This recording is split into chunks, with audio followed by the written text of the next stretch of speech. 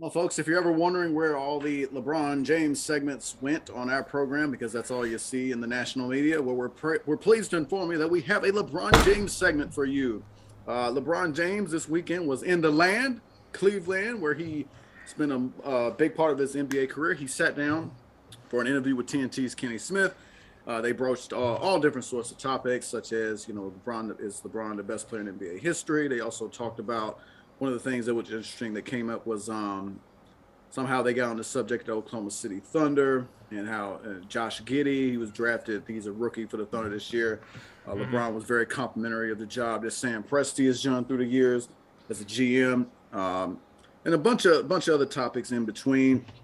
Drake, just kick it over to you. What stood out to you in that interview with Kenny the Jet Smith? So I think LeBron James talk. He's very passive aggressive when he talks, and a lot of stuff he talks is status quo. I think this year he's been a little more like assertive with what he say. Like for example, when he was asked about his knee, he said his knee probably won't get any healthier, throughout the year. As long as he played, the knee probably won't get as much as rest as he needs. So he's just gonna have to toughen through it. When asked about Milwaukee, hey, do you think your team is on the same level as the Milwaukee Bucks? No, we're not. Right now, you just seen what happened. We're not on that level, and some stuff is going to have to happen for us to get on that level. I say that to say you speed up to the interview with Kenneth Smith, and he's talking and he's kind of giving the status quo, and then like you said, somehow that conversation pivot to OKC, and it pivot to Josh Giddey and his performance and the fact that he's a rookie and he's from Australia and he got picked number 6 overall.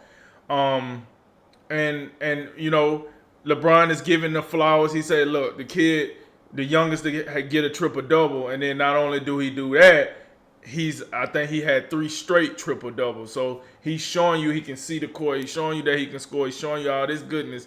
But I think not only should we give the credit to Josh Giddey, we should also give the credit to Sam Presti, because that's the guy. He said that's the real MVP for OKC because he got an eye for talent. And I mean, what LeBron's saying is no lies in that. Just look at the proof.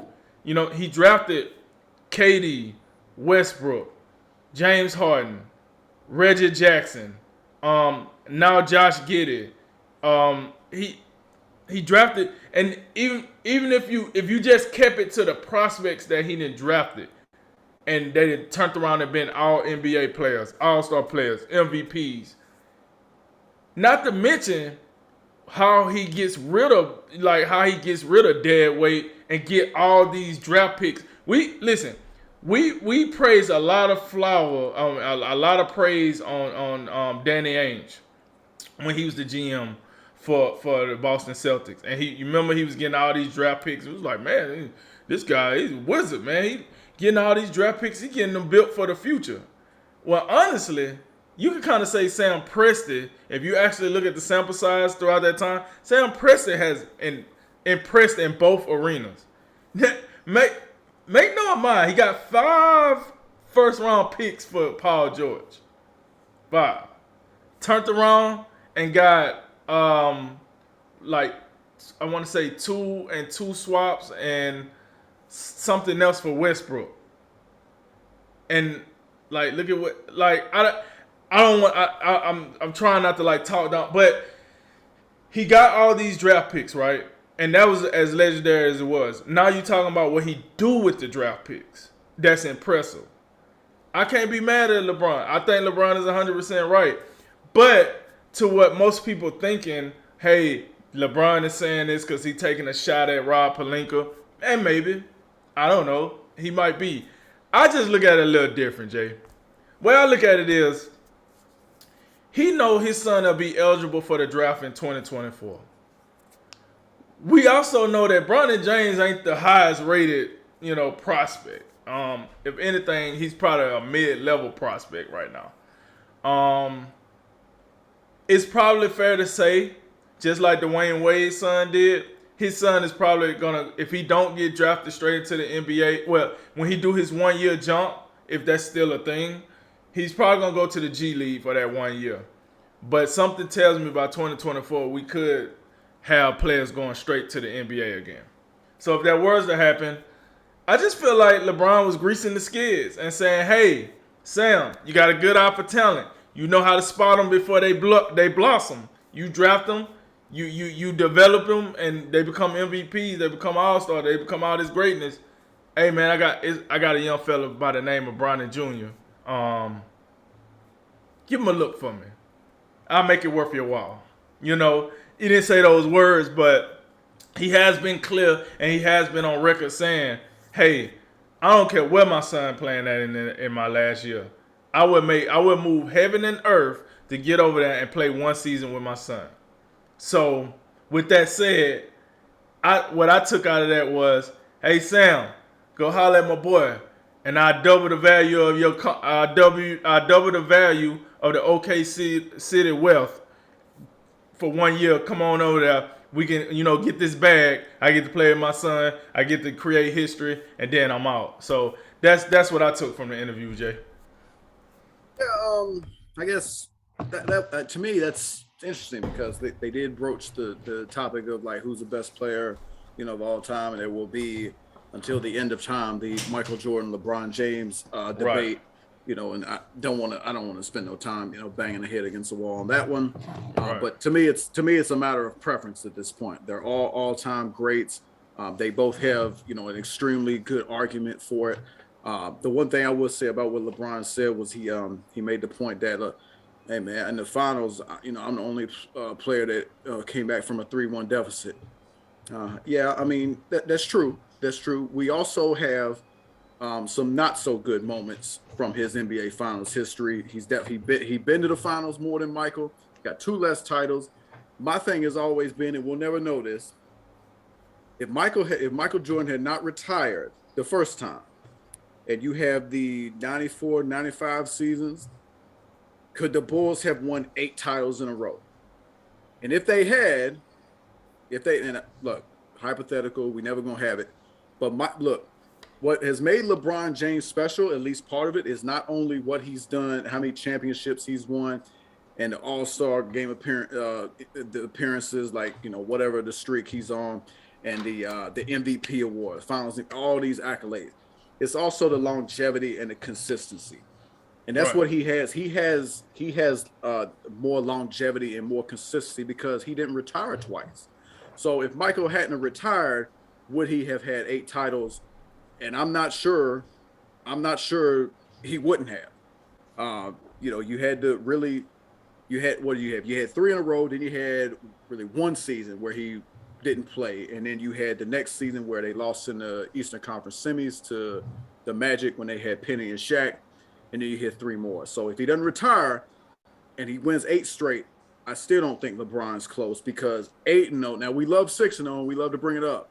8-0, I think would still be too much. But anyway, the other part of the equation that I thought was really interesting, and I think and you made the point, LeBron's passive aggressive. He doesn't come at you like straight on. He gonna hit you with the little flank thing where is he talking about me? Is he not talking about me? And LeBron has always been very calculated. He don't say anything. He don't post nothing. He don't do nothing without a purpose. So from my vantage point, and I don't know for sure if he's taking a shot at Rob Pelinka with the compliments he had about Sam Presti, and also he had a Twitter post where he was giving Les Snead, the Rams GM, some love because Les Snead, on the other hand, said F them draft picks, that type of thing. So and that led to the Rams winning the title. Meanwhile, you have the Lakers this season. I mean, this season right now for the Lakers can be described no other way than a failure. Because this team is not gelled for a multitude of reasons. I thought this is the part of the year where I thought they were starting to be getting their footing. Look, Westbrook, AD, and LeBron is just too much talent to not have a big regular season. And it just ain't happened.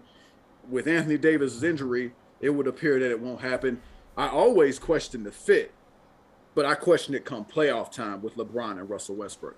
The fit just hasn't been great, from start to finish.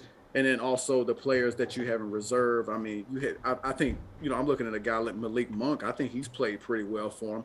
But by and large, you just had a bunch of dudes who you just kind of just, oh my God, just bring them all in and we'll do it all over again. And just, we kept THT and a couple of dudes and a couple of the big names, and then we'll make it work.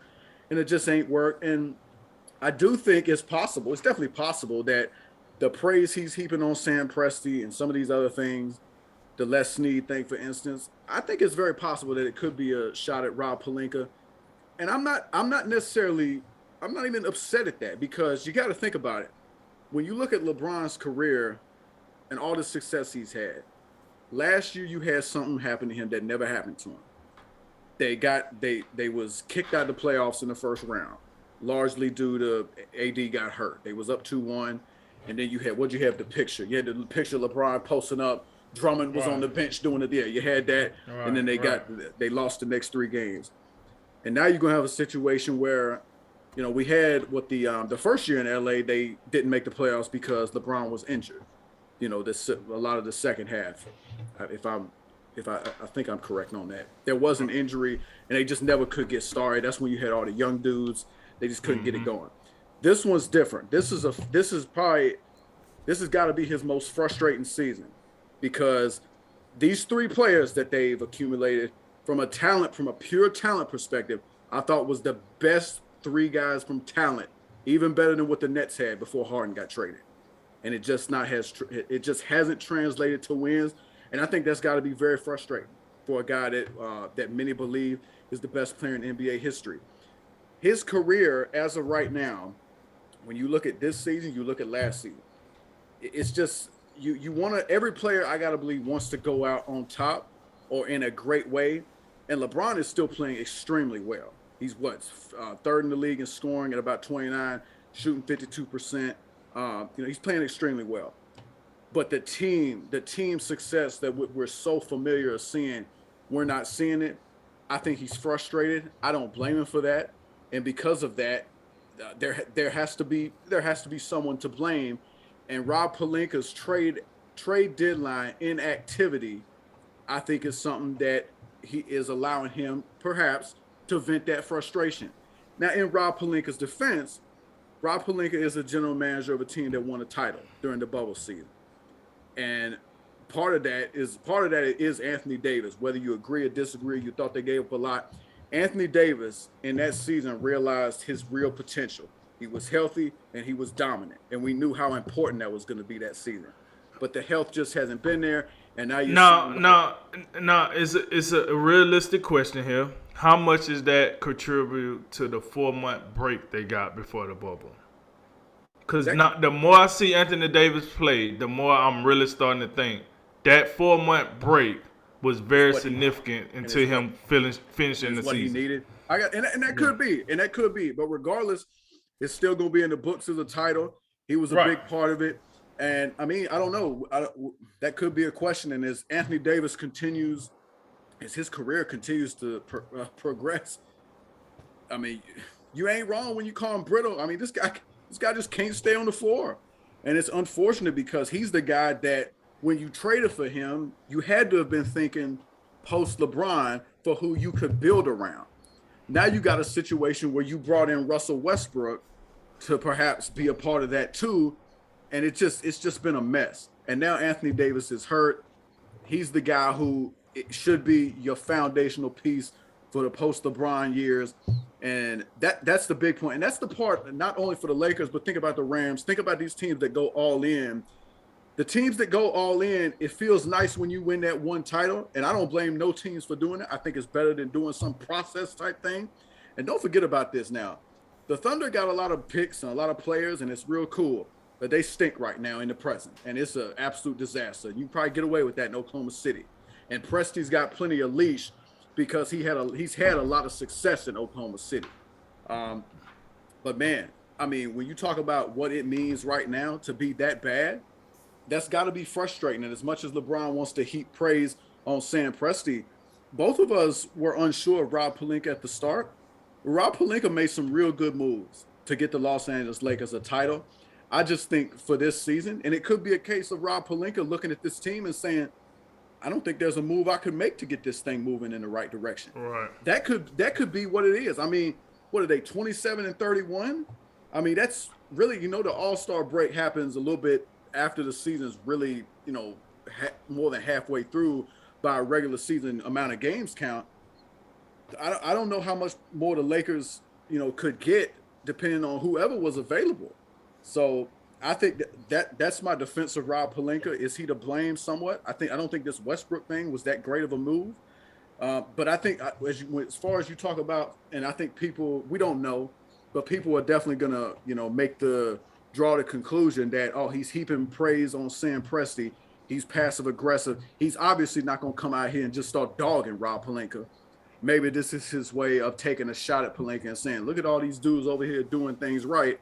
And what do we do over here? We ain't even doing anything. So I don't understand it. And, for a player of LeBron James's cachet and all that he's accomplished, nobody in the world should be upset at him being frustrated at the very least with how this season has gone.